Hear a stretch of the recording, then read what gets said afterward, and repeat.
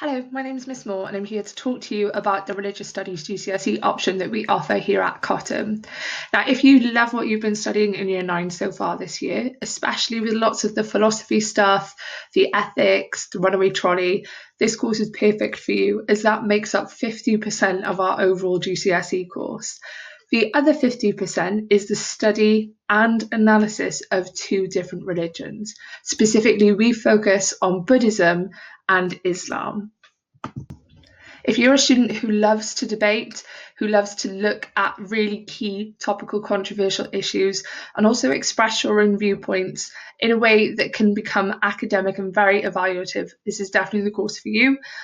I will go through some of the things that it helps us to achieve either at A-level or in future career, so you can make up your own mind to decide whether or not this would be something you're interested in.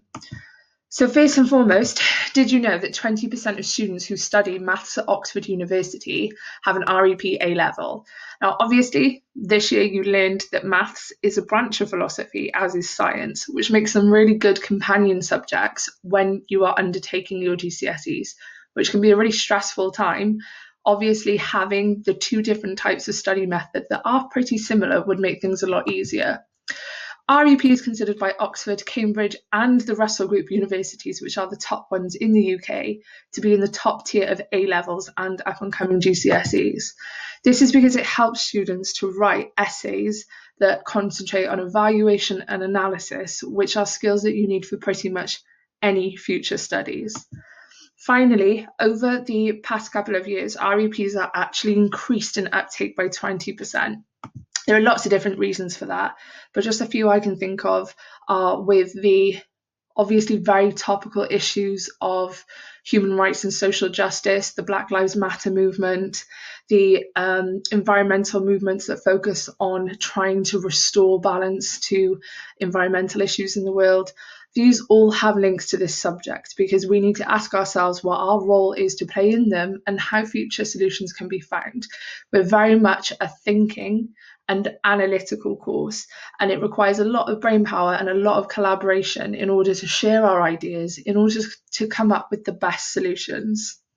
Now, obviously, if we're thinking forward to the future, we need to have a think about what this different set of topics can offer us in terms of not only our future careers, but also our future way of thinking. Now, we study two religions at GCSE. These are Islam and our very new Buddhism. Now, we changed our course to Buddhism on the basis of our current Year 11 class, who said that they would prefer to study a religion that isn't based on God, but based on a philosophy instead. First of all, I'll just revisit Islam. We obviously did a lot of that in Year 8, so lots of the things we do will basically just be revision. So there won't be a lot of in-depth basic study, but there will be a lot of revisiting things, which is a good way to start because lots of us already have a baseline subject knowledge in that area.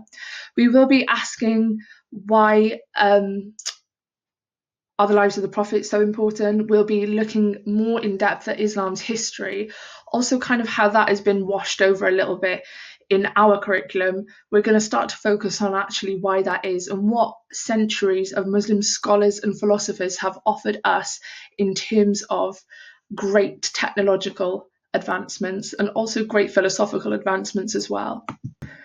We'll also be asking ourselves big questions such as, do we still need religion? So looking at the place of religion in the world today and analysing whether or not we think it's a negative or positive thing. Kind of looking back through history, we'll be asked to look at case studies to evaluate that and obviously come to our own conclusions, as well as taking on the viewpoints of other people.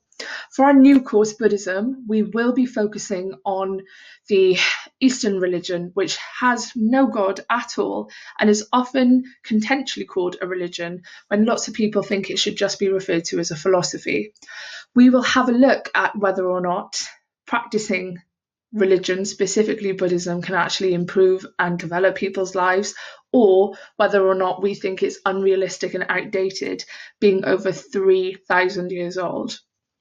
Finally, in our religion section, one of the questions we look at is, does religion cause conflict? So we'll be looking at things like, why did the Dalai Lama face exile in Tibet? So some of the events that led up to that and whether or not we think that was just and fair.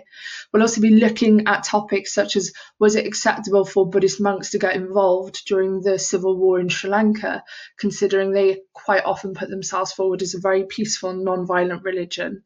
So all key areas to consider, and not just basic religion as we've been doing in Year 8. It's a lot more in-depth.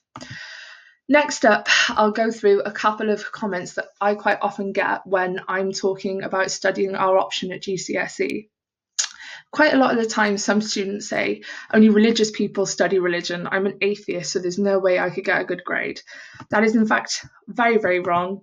You don't need to be religious to be good at REP, any more than you need to be a published author to enjoy a book or to be an actor to appreciate a film. To an atheist, religion is just another fascinating human invention like art, literature, or poetry. Studying REP as an atheist isn't about understanding God, it's about understanding people. So obviously, taking a look at it from an atheist point of view actually puts you at a different kind of advantage, as you're able to look at things without necessarily the authority and scripture that comes with many religious beliefs.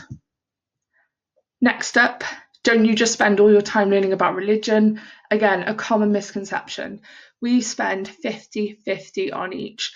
The 50% of philosophy and ethics will take up half of each year, so years 10 and 11, and the 50% of religion will take up the other sections.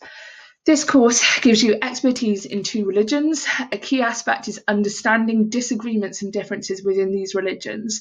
Also the impact they have on society and do today. On the philosophy and ethics side, we take a look at a whole range perspective of big issues, religious and non-religious. So we're not just looking at religious issues, we're looking at issues of race, gender, war, lots of examples throughout history. Quite often one of the questions that I get, especially early on in Year 9, is how is a subject like this useful in real life? We spend our lessons debating and considering key philosophical arguments and issues. Obviously, given the current climate of the world, racial inequality, the gender debate, human rights violations are rife throughout the world. In this subject, you not only get to learn about the context and histories in more depth in relation to these topics, but you get to discuss what you think the solution should be and how perhaps world leaders or even religious leaders, academics, should be making changes in order to make the world a fairer place. These are all applicable in the everyday world. Advancement to A-levels like criminology, sociology, and psychology were really good links for this course, and also careers in things such as the police, law, and journalism, especially medicine as well, where people are making life and death decisions every day. This course will obviously facilitate your ability to be able to do that in a quicker and more responsive and logical way. Okay, so finally, here are just some examples of the kind of course structure and questions that we study. So if you answer yes to any of these questions, this is definitely the course for you. Do you like asking big questions? Are you prepared to think hard about your own beliefs and values? Can you use evidence and reason to support your arguments? I know many of you can. Do you challenge what others take for granted? So perhaps linking to that image which you would have seen in Year 8. Can you consider controversial issues from different perspectives? We will be looking at lots of controversial issues that require a mature, balanced, and considerate point of view. Are you willing to justify and defend your own views, obviously in an academic way that encourages healthy debate amongst different groups of people? If you did answer yes to any of those questions, then pick GCSE, Religion, Ethics and Philosophy on your options form. Any questions, please ask me via email or when you see me in school. Thank you.